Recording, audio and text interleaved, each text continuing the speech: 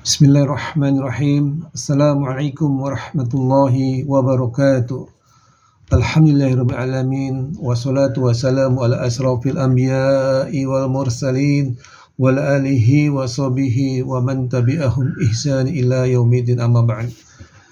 Puji dan syukur kita panjatkan kepada Allah Subhanahu wa taala yang kembali mempertemukan kita masih dalam topik ulumul Quran dengan tema asbabun nuzul. Asbabun nuzul secara arti harfiah adalah sebab turunnya Al-Quran. Namun secara definisi atau istilah, asbabun nuzul adalah suatu ilmu yang mempelajari tentang studi Al-Quran, tentang sejarah maupun peristiwa-peristiwa yang terjadi dan pertanyaan-pertanyaan, sehingga melatar belakangi turunnya ayat-ayat Quran. Ini secara istilah. Jadi asbabun nuzul ini tidak semua Al-Quran turun karena adanya peristiwa ataupun asbabun nuzul.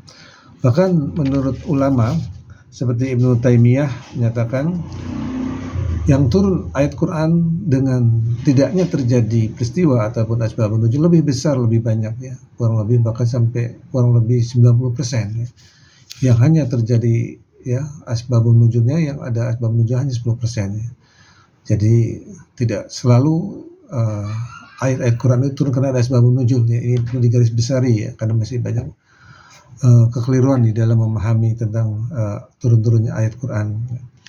Turunnya tentang bagaimana hukum-hukum syariat Allah turunkan tanpa ada asbabun nuzul.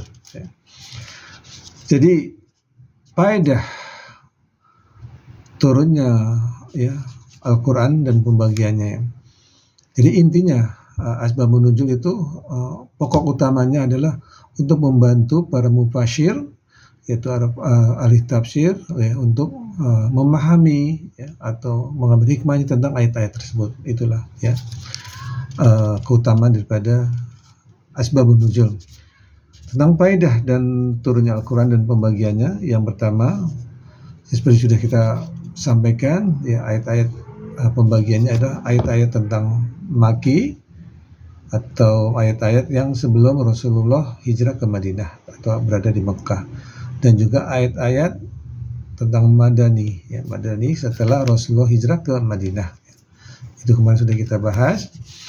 Ini pembagiannya. Yang pembagian yang kedua yaitu yang turun pada siang dan malam hari, an-nahari wal laili, siang dan malam itu turun ayat.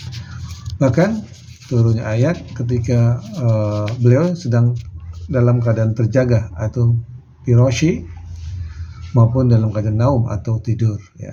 Itulah turunnya ayat. Dan juga dalam rangka untuk mengidentifikasi pelaku dan peristiwanya.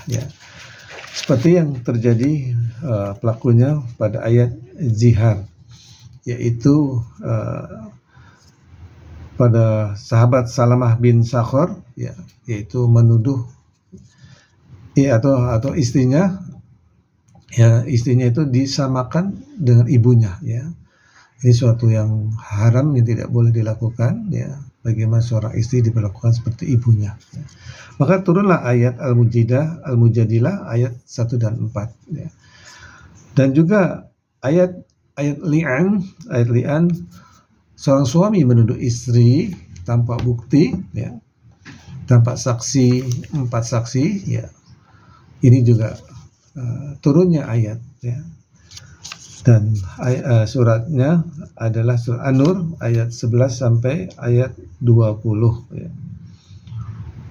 Dan ini yang terjadi, ini adalah ayat 6 dan ayat 9. Ayat 6 An-Nur juga, ayat 6 dan 9. Nah, adapun peristiwa hadisul ifki, bagaimana Bunda Aisyah radhiyallahu anha difitnah berselingkuh dengan Safwan bin Mu'attal. Maka turun ayat 11 yang tadi baru, ayat An-Nur ayat 11 dan 20. Ini salah satu pelaku ya yang melatar belakangi turunnya ayat ya, pelaku ataupun peristiwa. Adapun sebab-sebab peristiwa turunnya ayat, banyak sekali peristiwa yang terjadi. Ini salah satu contoh beberapa peristiwa saja, yaitu peristiwa khusumah atau pertengkaran antara kaum Aus dan Khazraj ya. Maka turun ayat Ali Imran dari mulai 100 ya, sampai berapa itu ya, 100 lebih lah ya. Masih mulai dari ayat 100 sampai 100 sekian ya. Maka itu peristiwa-peristiwa yang Allah akan turunkan ayat. Juga ada beberapa peristiwa ya mengenai cita-cita dari seorang Umar bin Khattab menginginkan bahwa makom Nabi Ibrahim alaihissalam dijadikan tempat sholat ya. Maka juga turun ayat Al-Baqarah 125 ya, alhamdulillah ya, doa beliau diijabah oleh Allah ya, makanya ada ayat 125. Adapun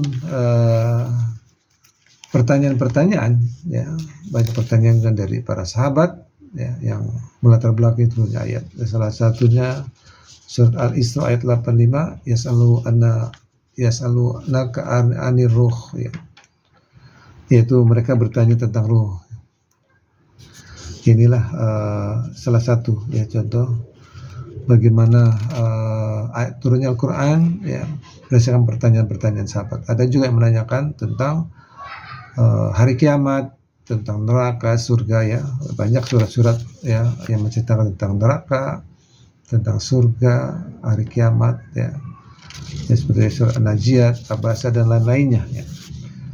Ya demikian yang dapat kami sampaikan, semoga bermanfaat, semoga dapat berjumpa lagi di episode yang lain ya.